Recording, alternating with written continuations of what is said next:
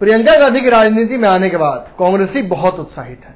कांग्रेसियों को उत्साह तक तो ठीक लगता है, मगर राजद और बाकी महागठबंधन के दल जब उत्साहित लगते हैं तो लगता है इसे बेगानी शादी में अब्दुल्ला दीवाना हो रहा है। जहां एक तरफ कांग्रेस के मजबूत होने से बिहार में सबसे ज्यादा घाटा आरजेडी को हो रहा है। ये बात आरजेडी को समझ में नहीं आ रही है। ये इसलिए समझ में नहीं आ रही है क्योंकि सीटों का समीकरण अभी तक बनकर सामने नहीं आया है। कांग्रेस ने आज भी लवली आनंद को अपनी पार्टी में शुमार कर लिया है। अब कांग्रेस की ताकत यहां से बढ़ेगी। कांग्रेस ने पूर्व में भी अनंत सिंह को ऑफर दिया था और जिस तरह से कांग्रेस अपनी शक्ति को लगातार बढ़ाने का प्रयास कर रही है, सबसे बड़ा अगर अलार्म किसी के लिए बज रहा है तो वो है आरजेडी, क्योंकि ये सारा प्रेशर पॉलिटिक्स आरजेडी के ऊपर शिफ्ट होगा।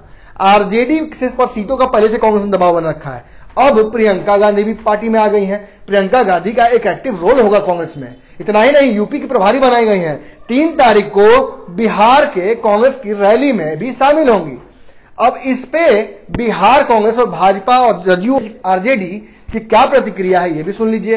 सारी खबरें हम आपको बता दिया था हम लोगों ने, किस तरह से अलग अलग पार्टी के नेताओं ने किस तरह से रिएक्ट किया था प्रियंका गांधी के राजनीति में आने पर, यह सब कुछ आपने देखा है। मगर भाजपा के बिहार के कद्दावर नेता और बिहार के उप मुख्यमंत्री सुशील कुमार मोदी ने हमला किया है।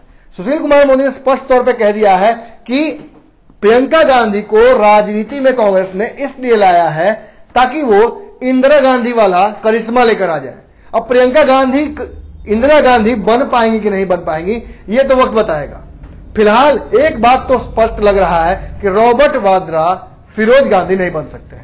रॉबर्ट वाड्रा एक ऐसे नेता के तौर पे सामने उभरे हैं जिन्होंने कांग्रेस के सरकार में आने के बाद से सबसे ज्यादा घपले और घोटाले किए थे।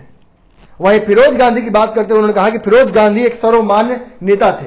उन्होंने अपने आप को, अपनी क्षमताओं को साबित किया था। एक ईमानदार नेता थे, उनकी छवि बहुत स्पष्ट थी। वहीं अगर बात करें रॉबर्ट वाड्रा की, तो उनके ऊपर करप्शन के कई चार्जेस हैं। घपले घोटाले कर रखे हैं इतने सारे कि उनके ऊपर केसेस हैं। और इन्हीं केसेस से बचाने के लिए जब भाजपा सरकार दबिश बनाने वाली थी रॉबर्ट वाड्रा पर, उससे ऐन पहले यह मास्टर प्लान खेल दिया है कांग्रेस ने, ताकि वो राजनीति में एक्टिव हो जाए और अपने पति को बचाने के लिए अलग अलग उल-जलूल बयान दे सके। इस मुद्दे पर लगातार बिहार कांग्रेस भी एग्रेसिव है। बिहार कांग्रेस भी लगातार बयान दे रही है।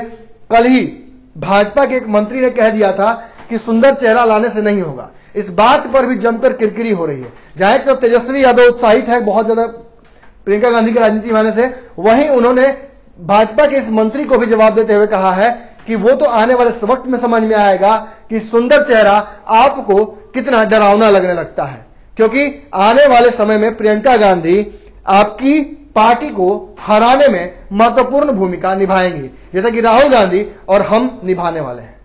न्यूज बिहार पर खबरों से जारी रहेगा। बने रहिए न्यूज बिहार पर। हमारे फेसबुक पेज को लाइक करें, ट्विटर पर फॉलो करें न्यूज बिहार लाइव, और साथ ही साथ हमारे यूट्यूब चैनल को सब्सक्राइब करें। सब्सक्राइब करने के बाद बेल आइकन दबाना ना भूलें। धन्यवाद।